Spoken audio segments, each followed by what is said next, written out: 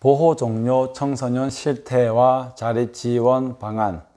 이와 여자대학교 사회복지학과 교수님이신 정이준 교수님의 논문을 가지고 한번 우리가 공부를 한번 해볼까 합니다. 다시 한번 제목은요, 보호 종료 청소년 실태와 자립 지원 방안입니다.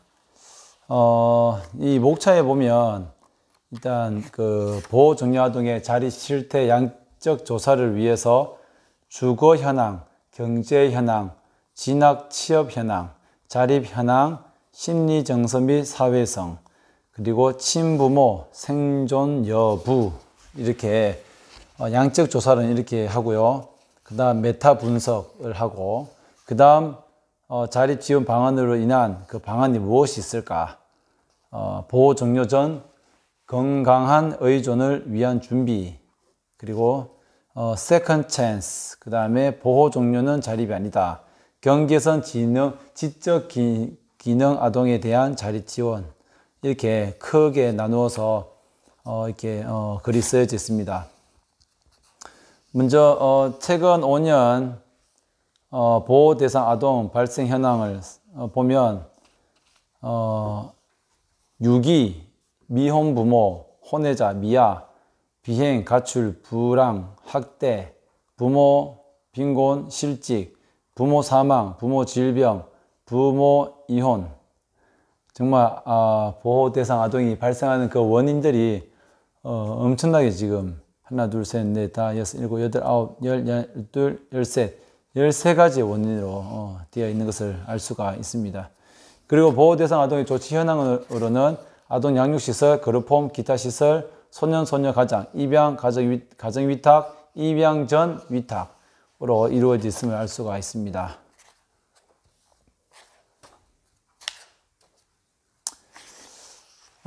경제 현황으로 넘어가 보면요. 경제 현황에는 기초생활수급을 받고 있는 응답이 2008년에는 10%이고 2012년에는 28%로 기초생활수급을 받는 보호 종료 청년들이 많아지고 있다는 것입니다. 그리고 통계청 조사에 의하면 우리나라 근로연령 인구의 보통 중위소득은 225만 원인데 보호 종료 청년들은 123만 원으로 이제 조사가 되고 있습니다. 가정 외 보호 종료 청소년들의 취업자의 직업을 보면 영업, 판매, 서비스가 33% 제일 많고요.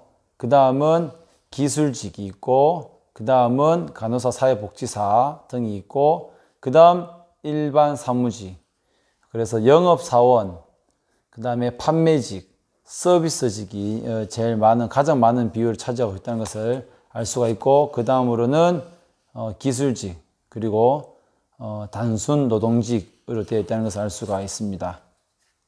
심리 정서 및 사회성은 공격과 우울성이 좀 높은 편이고, 자아 존중감, 삶의 만족도가 낮은 편이다 라고 놓여져 있습니다.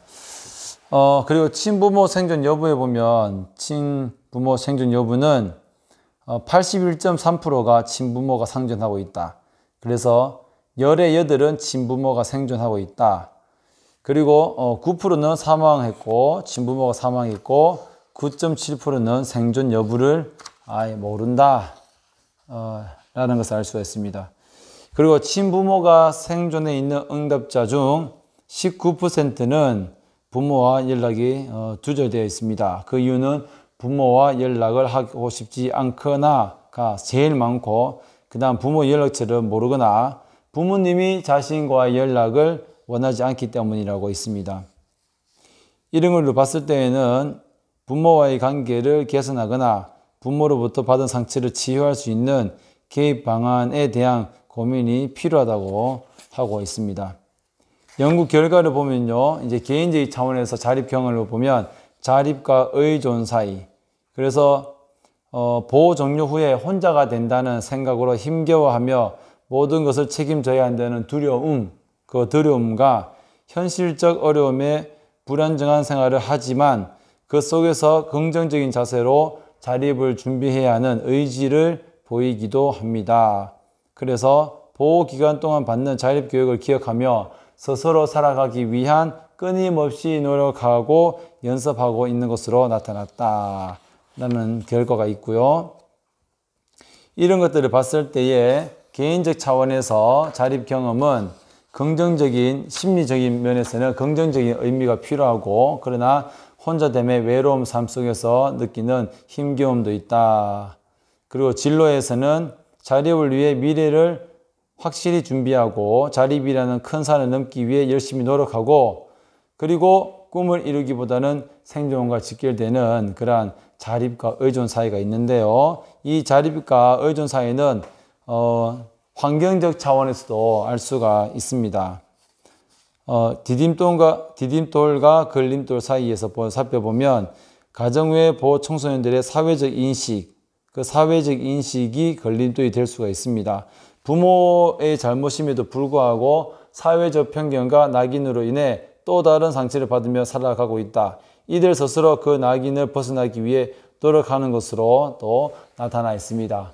그래서 이 두 가지를 살펴보면 보호 종료 청년들이 어떤 자립과 의존 사이에서 어떠한 그 환경적인 요인들이 누군가에게는 또 그 친구들의 걸림돌이 되기도 하고, 또한 어떤 그 친구들의 디딤돌이 역할을 한다라고 이렇게 볼 수가 있습니다.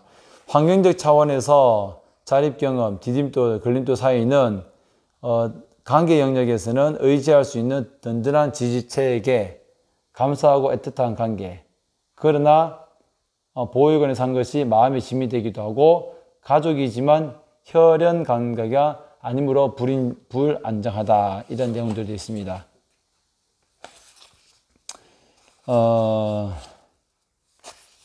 그 다음으로는 보호 종료 청소년 자립 지원 이제 방안인데요. 지원 방안에서는 앞으로 보호 종료 청소년 데이터베이스를 구축하고 의무화해야 한다. 보호 기간 동안 입력된 정보와 보호 종료 후 정보가 영속해서 입력되도록 시스템을 정비하고, 보호 종료 청소년 동의하에 이들의 생애 전 가정을 추적 조사해야 한다.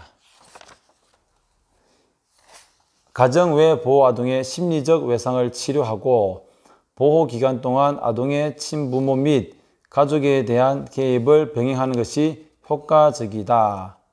친부모와의 관계 유형을 고려하여 개별적 접근을 하여야 한다.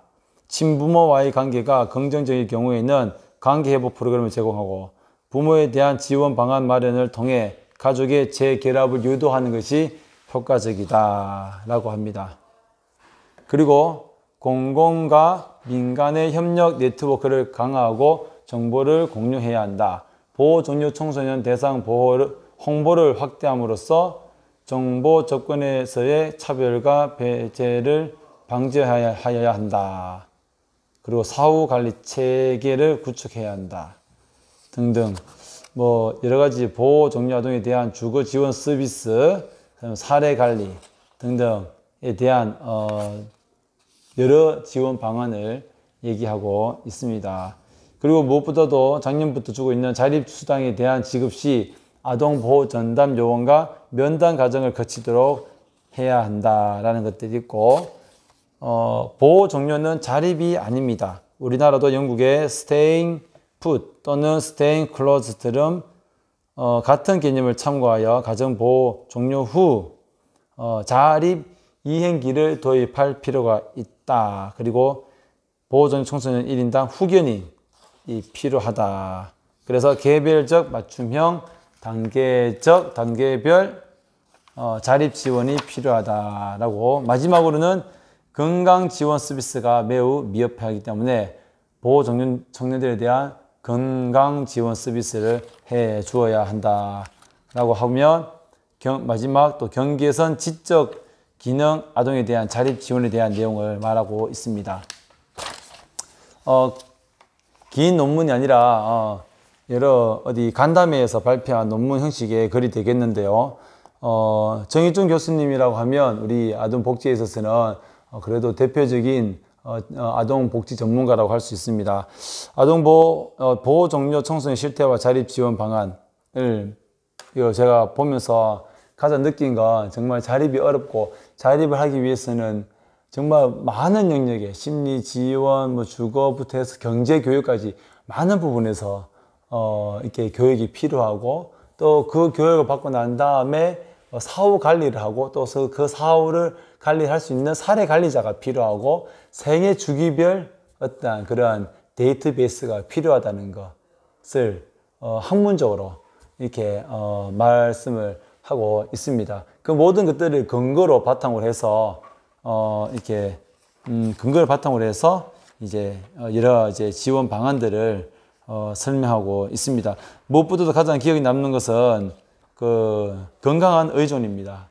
우리가 자립을 할 때 의존을 하는 것에서 부끄러워하는 것이 아니라 그런 의존을 하면서 본인의 스스로 어떤 다른 사람과의 소통이나 관계를 한다거나 또 그런 부분이 있어서 노력을 해야지만 함께 노력을 해야지만 우리가 그 어떠한 상황들이 디딤돌이 될 수도 있고 어떠한 상황들이 또 걸림돌이 될 수 있으니까 그러한 것들을 잘 기억해서 정부로부터 받을 수 있는 지원, 그 다음에 의지할 수 있는 지원 체계, 그리고 미래에 대한 계획, 그리고 자립생활에 대한 핵심 기술 습득, 그리고 시설 생활에 대한 감사함, 이 모든 것들을 통해서 그 디딤돌로 작용해서 여러분들이 더 성장하는데, 자립을 하는데 큰 꿈을 가져야 되겠습니다.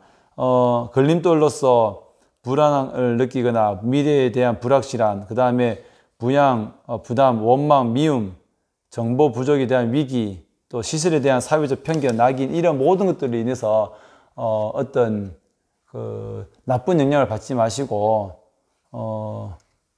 도움을 줄 수 있는 것은 도움을 받고, 또 여러분들이 열심히 자립에 대한 의지, 자립에 대한 긍정적인 자세, 그 다음에 시설에 대한 감사함, 자립에 대한 미래를 착실하게 준비하고자 하는 노력, 그 노력들을 차근차근 준비하시면 좋을 것 같습니다.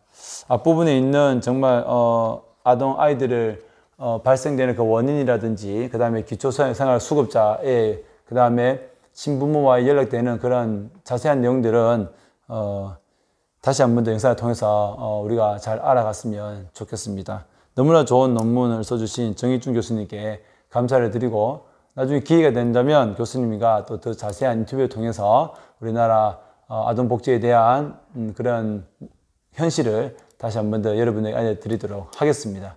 감사합니다.